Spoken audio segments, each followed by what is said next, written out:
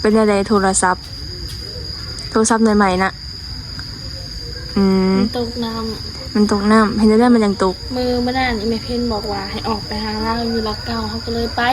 คนทางเขาบนทางเพื่อนแหละคนทางเก่ามันผัดมื้นเขาแล้วโทรศัพท์ใช้บ่อรถเขาขี่เขาไปพอดีมันเจือกมันล่มแล้วพอดีโทรศัพท์มันก็หลุดลงน้ำ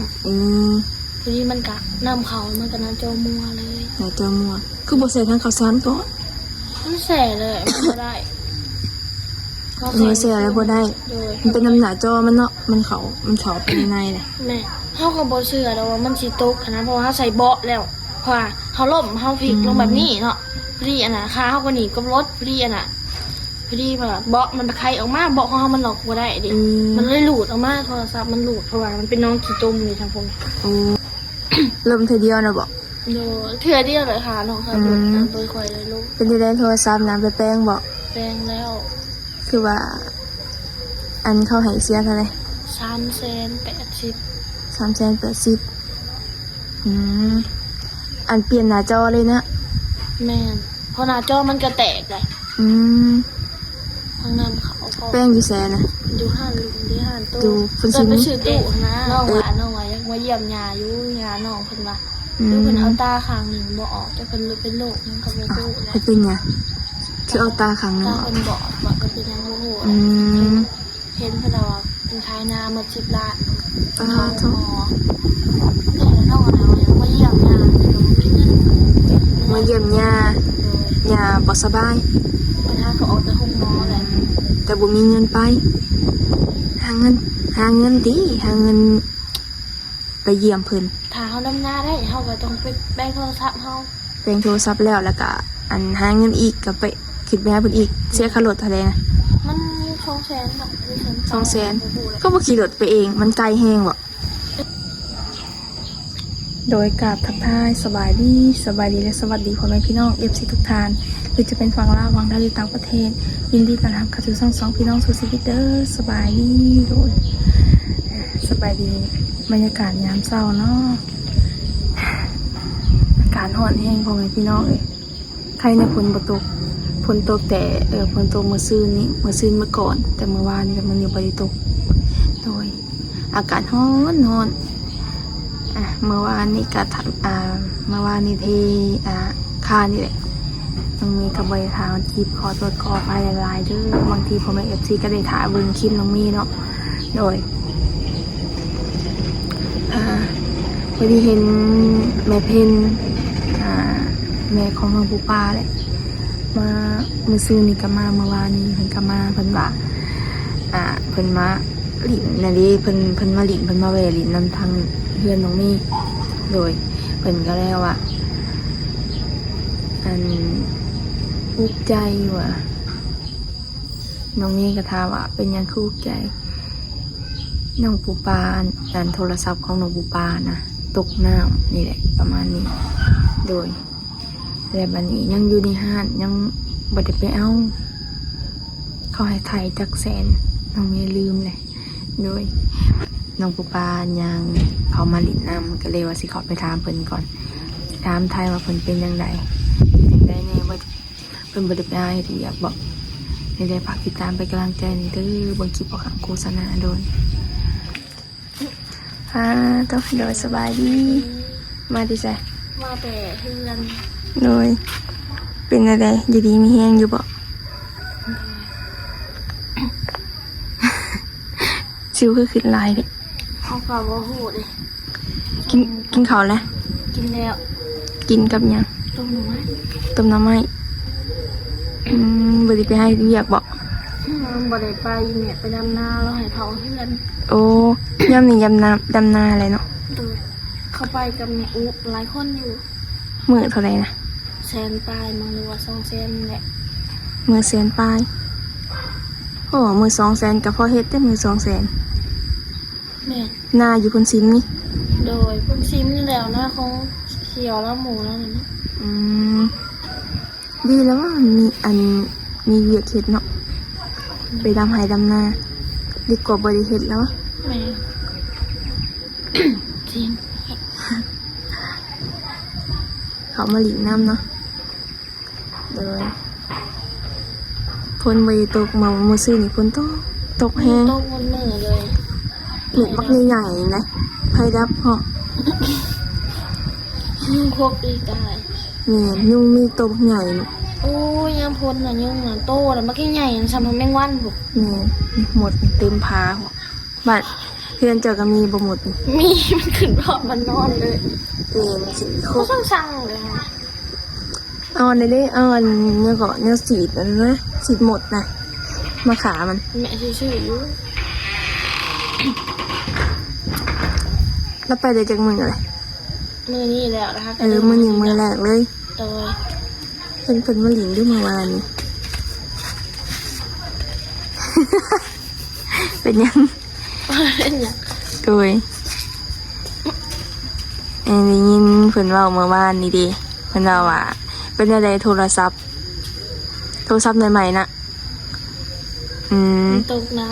มันตกน้ำเห็นได้มันยังตก ำมือไม่ได้นี่แม่เพ่นบอกว่าให้ออกไปหาเราอยู่รักเก่าเขาก็เลยไปคนทางเขาบนทางเพื่อนแหละคนทางเก่ามันผัดมืนเขาแล้วโทรศัพท์ใช้บอรถเขาขี่เขาไปพอดีมันเจือกมันล่มแล้วพอดีโทรศัพท์มันก็หลุดลงน้ำ อืม พอดีมันกะน้ำเขามันก็น้ำโจมัวเลย อย่าเจอมัวคือบ่ใส่ทางข้าวสารก่อน มันแสเลยมันก็ได้ เสียแล้วบ่ได้ โดย มันเป็นน้ำหนาจอมันเนาะมันเขาไปในเลย แม่เขาก็บ่เชื่อแล้วว่ามันสิตกขนาดเพราะว่าเขาใส่เบาะแล้วเพราะว่าเขาล่มเขาพลิกลงแบบนี้เนาะพอดีอันน่ะขาเขาก็หนีกับรถพอดีอันน่ะพอดีแบบเบาะมันไปไขออกมาเบาะของเขามันหลอกบ่ได้ดิมันเลยหลุดออกมาโทรศัพท์มันหลุดเพราะว่ามันเป็นน้องขี้ตุ่มอยู่ทางพง โอ้นั่นแหละนะ ทางเขามันอันน่ะมันมืน โดย มันเอาพยายามครับเขาแข็งแล้วมันบ่ได้มันมืนมันก็เลยล่มบางงามก็เจ็บเติบมัน ไปนำกัน2 คน เลยว่าสิแป้วมักม่วงนี่น้ำอีแม่แหละ โอ้ไปเอามามอนน้ำเพิ่นแล้วก็อันเขาไปในเฮือนนะ เดี๋ยว ขี่เขาไปเธอบอลขี่ดินแดงตัวเฮาเขาไปเมื่อก่อนนะเป็นตะยานเลยนะมันมีอันขี่ดินแดงอันนั้นนะขี่ดินดาวบ่ เลย อ๋อจ้ะ มันทะ ยัง ละ กะไปแล้วเขาบ่กะถ้ายำพุนนะถาเดียนะโอ้อันทา โอ้ ไว้ ขี้ดินเลยพี่ ป้าทุก เพียงหนึ่งจนอย่างหอดเขาคนขี้ดิน มันมืนนะ ไปได้เสือ แล้วบนซิมใครเนี้ยมันเป็นดินทราย เคยเนี่ยแต่มันซีนมันกระโบคอยอันนะใบบันไดเนาะ แม่เท่ากับบู๊แต่ว่าฝนตกมันเท่ากับบริคิดว่ามันสิมื่นขนาดนั้นหรอก แมน ขี่เข้าไปผ่านทวิตเท่ากับขึ้นเขาแล้วทวิตนะที่มันไปหอดถึงที่มันกับพลา กับพระราว่าเป็นขับไวบอก บอขับไว้นะมันบ่ล่มขับซ่านี่ล่มแน่นอนเชื่อให้มันแบบตีนมันแก่งถ่าย แมน ตีนมันมูน เขาขี่ไว้แล้วเขาเบรกระวังนะมันพาพลาด แม่นตีนมันสิแก่งมันสิตีกลับคืน เขาสิต้มนะเขาขับไปนี่เขาเล็งมันบอกเขาหมด เดิน ตีนหลังมันฆ่านี่เขาเล็งว่ามันสิแก่งถ่ายมันสิล แม ง น ยิงอันนั้นมันมึนดี ขี่ไว้ได้กะลมคือเก่าขี่ ซ่า ซ่า เขาบอกคันไหวนี่บ่เห็นเท่าเนาะ สบาย บ่เห็นเท่าแล้วแม่น เลย ไหม ไม่ เพราะวันประกาศแล้วมานี่ อ้าวคันไหวน่ะ เป็นยัง ขนาดชานั่นสำนีเด้ เป็นยังคือประกาศ เอาเสียชีวิต เสียชีวิต เอาไว้เด้ เอาขนาดชานั่นสำนีได้นั่นล่ะเขาเปิดมัดกี่ตัวบัวเฮาน่ะมันสิดิ มาอีแม่ก็หนังหัวควันอยู่ทันทีที่เท้าเป็นยังลูกเอาหนังหัวควันเฉยเขามาแต่ละเก่ามันมีบ่อนอาบน้ำเดี๋ยวเขาขับเหาะเขาสิเขาเลี้ยวตามบนทางเขาหยิบอยู่อ๋อเขาเป็นยังเด้เขาอะรถมันมีแหวนเนาะเขาเยื่องมาได้เขาขี่มาขอเทียนไปที่เขากะอาบน้ำเขาเลยเยื่องแหวนขี่ดินเลยเต็มหัวเขาอีแม่เขาบอกว่ามึงไปเห็นยังมาแล้วก็บอกว่ารถล้ม เลยลมเธอเดียวนะบอก โดเถื่อเดียวเลยค่ะน้องค่ะรถโดยคอยเลยลูก เป็นได้โทรศัพท์นะไปแป้งบอก แปลงแล้ว คือว่า อันเขาให้เสียเท่าไหร่ 380 380อันเปลี่ยนหน้าจอเลยนะ แม่นเพราะหน้าจอมันก็แตกเลย อืม ทางน้ำเขาก็ แป้งอยู่แสนนะ ดูห้านลุมดูห้านตู้ ดูฟุ้น แต่ ชิ้น ไปชื่อตู้นะ อยู่บัดหาในต้นนะ ห้านลุมอีกห้านอ้ายนั่นตัว บ่แม่นซื้อตู้ซื้ออันนั้นนี่มาจากกล่องนะ อ๋อ หาอ้ายนะ เลย เอาไปแป้งดีจังมือเลย 3 มื้อ 4 มื้อแล้ว ยังบ่ทันได้แป้ง เดี๋ยวจะมือพ้นต้นดินให้แห้งเพราะว่าผิดพ้นต้น ฝนตกลิ้นแห้งๆน่ะ เดี๋ยวถ้าว่าสิไปเอาบักม่วงเขาไปเอาอีแม่เลยแหละดอกพ้นตกเรามีบอลยูเลยเขามานำผู้ชิมเขาก็เลยไปแล้วพี่มันลบ นี่แม่เพิ่นมาหลินน้ำเพิ่นน่ะโอ้ยแม่เอ้ยเพิ่นว่าโทรศัพท์ปูป้าอันตกน้ำแล้วว่ะยังคือตกห้อยรถล้มแล้วว่ะ มันลบแล้วนอนทางมึง เอาเข่าห้องหมอแล้วอ่ะ เอาเข่าแล้วออกมาบ่ได้เป็นยังถูกออกมาบ่ได้ว่าเขาให้เสีย300,000ป้ายบ่ที่จะบอกมา โดยเนี่ยหน่วยเก่าเขาแหละ ในเก่าเจ้าหลินได้อยู่ที่หน่วยเก่า นี่ได้อยู่ เลย มันก็อยากข้างๆนะเมื่อกี้เขาก็ถูกมัด เอ่อ มันข้างดีมัน หน่วยใหม่หามีอยู่บ่เฟซอันแม่ตู้พ่อตู้นะ มีเนื้อเพราะว่าน้องเขารหัสเฟซเก่าน้องเด้ โทรเป็นอะไรโทรหาเพิ่นอยู่บ่ น้องก็โทรหาเพิ่นจะมันบอกที่เจ็ดห้าแต่เพิ่นก็บ่ตอบ บ่แม่นเพิ่นบ่สบายบ่ น้องก็ยังบ่มั่นใจแหละมีแต่เป็นห่วงเพิ่นแล้วเพราะว่าเพิ่นบ่ตอบแชทปกติเพิ่นสิตอบนะ อืม คือได้ยินเพิ่นบอกตอนนั้นว่าเพิ่นไม่ได้ไปอยู่บ้านลูกเพิ่นอาจจะแม่นเนาะ อ๋อ คือกัน แล้วเพิ่นก็ตอบแชทเองบ่แม่นเพิ่นเป็นไข้บ่สบายบ่ ช่วงนี้บรรยากาศมันบ่ค่อยดีดิ แม่นบรรยากาศหนาวได้ทางเพิ่นแม่นบ่ แม่นถ้าเพิ่นให้หนาวกว่าบ้านเฮาแหละ แม่นมันมีอีหยังเกาะอันตกหินๆนะอีหยัง หิมะบ่ หนึ่งว่าน้ำแข็ง นี่ก็คือน้ำแข็งของเรา เขาคือเอิ้นหิมะเนาะ แบบเวลาเฮาเว้าใส่กันจะมีกล่องของเฮามาเจ้าสิมาว่าโทรศัพท์ประเทศหิมะ กล่องมันม่วน เลยบ่ได้ไปหาสมัครเรียนบ่ น้องบอกว่าสิไปวิกอบสำนักงานครัวน้องว่าสิเข้างานตัดนิบ งานตัดนิบเขาว่าเอาอยู่เลย แม่น้องว่าสิไปกอบ ตัดนิบอันคนจีนนี่นะไปดำหน้าก็ได้มือเดียวเขาก็ได้ไอ้ดิ ดำนาละ ตัดนิบมันตัดลายได้ทางเขาขาดนะมือหนึ่งเนี่ยเขาตัด300,000บ่ แล้วบอกว่าครับ เวลาเขาเป็นไข่ฮะนะ น้ำหน้ากะเห็นเขาบอกเอา เคยเห็นแล้ว โอ้ยดำนาเขาเอาอยู่แล้วอายุหน่อยอายุหลายก็ตามเขาเอาหมด แม่นเอาแต่ว่าอีแม่ให้เผาเพื่อนเขาบอกเปลี่ยนอยู่นี่มาห้าม เด็กไปหาเงินบ่ โดนเรากับบอคาร์เรากับต่างประเทศ แม่ คือหมู่เฮานะแต่ละคนนะเขาออกโรงเรียนนะแต่ละคนนะไปเรียกโรงงานตอนนี้เพิ่นเพราะเขาตอนนี้เพิ่นหากเขาว่าสิพาไปสมัคร เลย จะไปกอบสมนครัวก่อน2010กับ15ดิ มันเป็นตัวอยู่2009 2007กับ18แม่2009มันก็16เลย เขาสิกอบ2009อ่ะ 2009เขาบ่ได้ดอก เขาบ่ให้เขามีแต่ว่า2005 2006 2007นี่เขายังบ่เอายังเปิดเป็น18 เขาอยากหาอีกดิ ลองไปเบิ่ง แต่ว่าหมู่เขาสักเขาบริษัทใดกับบ่ฮู้คนลาวบ่คนไทยบ่หรือคนจีนเขาก็บ่จัก อันบริษัทอันตัวที่ว่าเสือแดงๆค่ะได้เข้าหนุ่งนะนั่นบ่ เด้อ อันนั้นนะตัดนี้คนไทยติ เขาเลยจะ16ขึ้นไป ใช่บ่บ่ได้เขาให้อายุ18 ปีขึ้นไป จักเด้แต่หมู่เขากอบ16หมด โรงงานได้เห็น16 ปีเขาบ่เอาดอก บ่จักน้ำเอ้ยนางไหนเขายังเขาดิ โรงงานยังซื้อโรงงานเนี่ยเราเฮ็ดตัดนี้บ่ แม่น โรงงานยังอีกคือบ่มีนะ เขาบ่ฮู้เขาบอกว่า16กับเขาได้ มีแต่อายุเขาละ16แล้วเขาไปแปลงเอาไปแปลง18 ปีแมันบ่มันความค่อยถ้าจะไปกอบนี่จะก็เสียเวลาอีกจะไปกอบปี2008 2009เขาก็บ่เอา แม่น โตจะเพิ่นน้อยเด้ซะเขาเป็นคนตัวน้อย แต่บางคนเขาตัวน้อยกว่าเฮาอีกแหละ แม่น เพราะว่าบางคนเขาสิเตี้ยกว่าเฮาอีก แม่น แล้วแปลกคนแบบสมัยก็เหมือนในหมู่แต่ละคนไม่ทุกคนเตี้ยๆแม่ อืม เขาสูงใกล้ๆเขาอีแม่ ฮะเขาไปเฮ็ดเลี้ยงมันบ่หมูเพิ่นหมูจ้ะนะนั่นดีแล้วว่ะกลับไปเฮ็ดน้ำเขาเดือนล้านปลายแล้วว่ะเดือนละล้าน7ล้าน8 แม่เรียกว่านี่แหละ ประมาณล้าน8นี่แหละถ้าเฮาได้ก็ประมาณล้านปลายถ้าเฮาขายนี่เฮาก็ได้อยู่ เขาตัดค่ะ แม่น รายค่าข้าวค่าน้ำอีกเด้ค่าโอนี่ได้เด้4-5 ล้านได้3-4 ล้าน มวยแล้วก็ซัมมาโนในไหนใส่ แล้วก็นะแล้วก็ซีบ่เพราะว่าโรงงานคนไทยนี่เขาให้ก๊อปซีเลยกับสมโนแท้นะมันจะคือสมโนแท้แหละแต่ว่าโรงงานจีนนี่ก๊อปขาวด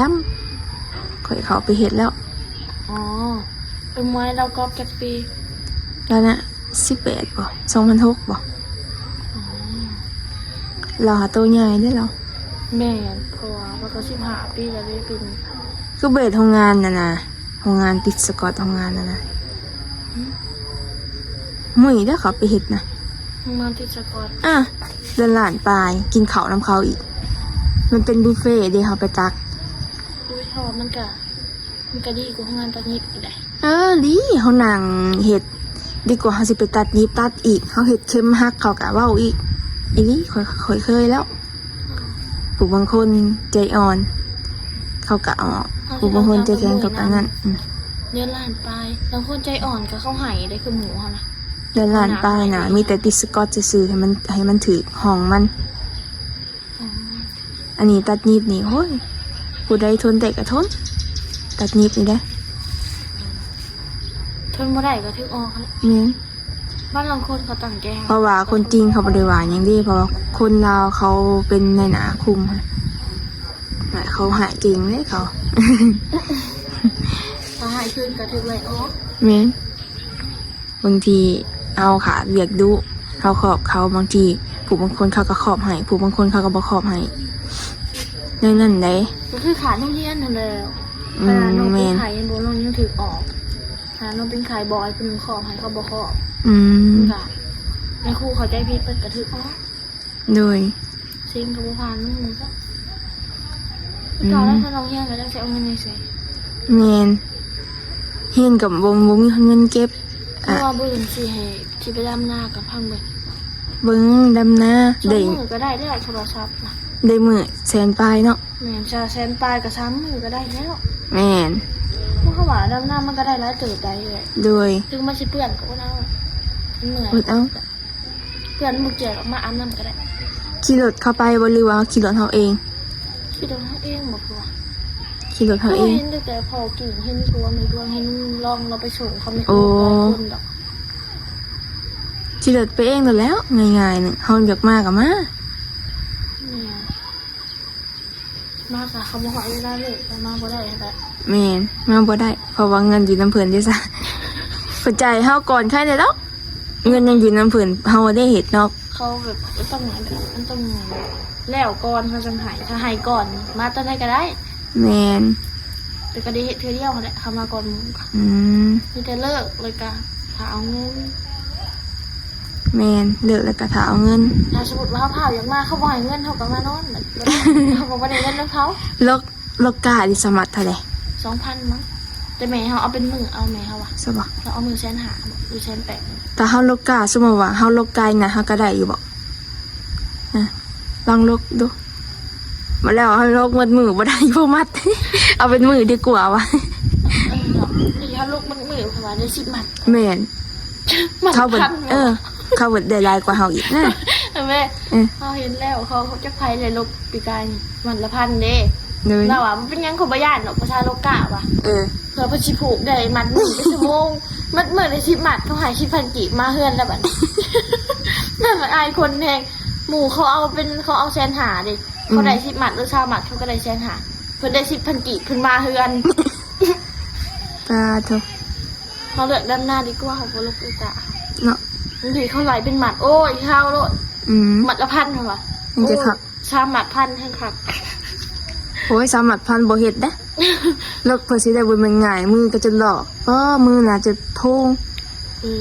เขาว่าดำหน้าง่ายกว่าโลกะเลยเขาบอกถ้าไม่นอกก็คือว่าอันนั้นโลกะแล้ว ดำหน้า ง่ายกว่า ลกกานะลกปึ๊บบางทีเนาะมันกลมอันนั้นลายดำหน้านี่เฮา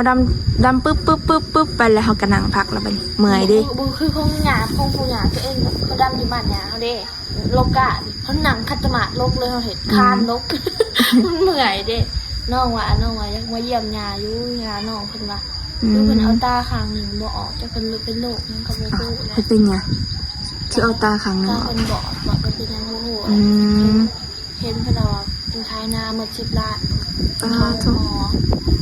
เด็กน้องอะไรเนี่ยมาเยี่ยมงานแต่ก็ไม่มีเงิน มาเยี่ยมยาบ่สบาย แต่ถ้าเขาออกไปห้องหมอแหละ แต่บ่มีเงินไป หาเงินหาเงินไปเยี่ยมเพิ่น ถ้าเขาดำนาได้เขาก็ต้องไปแบ่งโทรศัพท์เขา แบ่งโทรศัพท์แล้วก็อันหาเงินอีกก็ไปคิดไปหาเพิ่นอีกเสียค่ารถเท่าใดนะ มัน200,000แบบ200,000ก็บ่ขี่รถไปเอง มันไกลแฮงบ่ เอื่อยทั้งที่สมองคนเลย ป้า ทุ ทุ กพี่ เธอบางทีนโห โอ้ยเขาอยากเขาลูกจะคล้องก้อน โท พันล้านนี่เขาพันล้านนี่ได้ พันล้านนี่ โอ้ยปกติไกลนะที่สมองใกล้ที่สมองอีกได้มันเข่าเป็นคำซีพุ่นแถวบ้านชาวลำเพนพุ่นเราคนแล้ว ไกลขนาด เจอบ้านเพื่อนคนแล้ว สมว่า200,000เนาะ หนังหมดเขาจนเมื่อยจะให้ปีนผ่าหนังหมดแล้วไปจักซีอันนี้ไปจักซีหนังไปจักซีนอน บ่จักสินั่งสินอน ยังบ่ฮอดอยู่เลย จักโมงเพิ่นออก มีแต่สำหรับคลิปนี้ก็ขอลาไปก่อนคลิปหน้าพบกันใหม่โดย บ่ายโมง บ่ายโมงตอนเที่ยงเนี่ย บัดไปฮอดได้ซะ 3 โมง 6 โมงแรง ป้าโท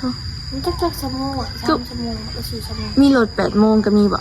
มันบ่ฮอดบ้านทำบ่ได้ขี่ เออ เขาอยากถือคายลิงเนาะ เออ มันต้องรถบ้านเองเขาขี่มา คือบ่ขี่เมื่อกับแม่เจ้าย่า ไงมันบ่เมื่อ เลี้ยงเขาไปขาย เอาขี่รถใช้บางอย่างเขาเองรถเขาบ่ยาก เลยออกจากนี่สิไปใส่ต่อบัดนี้ โบหูแหละซื้อได้ไม่เอื้อไม่ได้ใช้ สิปลีกน้ำเพิ่นพูเลย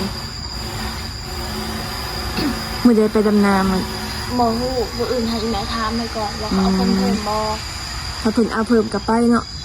ถ้าเพิ่นบ่เอาก็ดุดแล้ว บ่เอากะแล้ว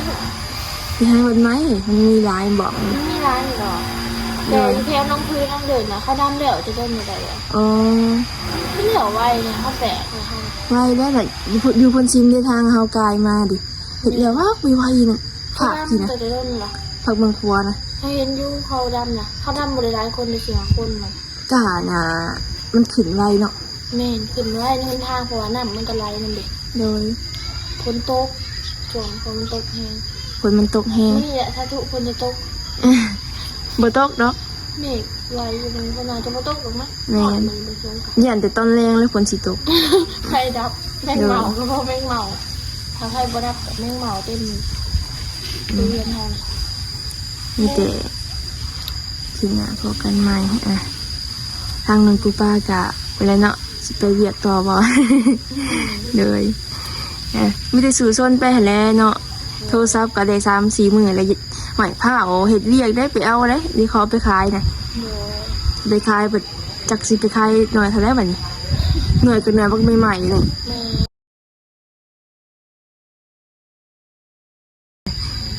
จับแล้วว่าสบายดี สบายดี เดินกับทางน้องปูปาเขามาลินนะครับทางน้องเมย์กะทางไทยเพื่อนแบบเป็นจังได้วะเดี๋ยวเหตุการณ์อยู่บ่โดยมีแต่ว่าฝากพ่อแม่ปะลุงเป็นกำลังใจติดตามน้องเมย์บางคลิปบ่ขำโฆษณาว่าผิดพลาดประการใดขอโทษขออภัยแล้วสบายดี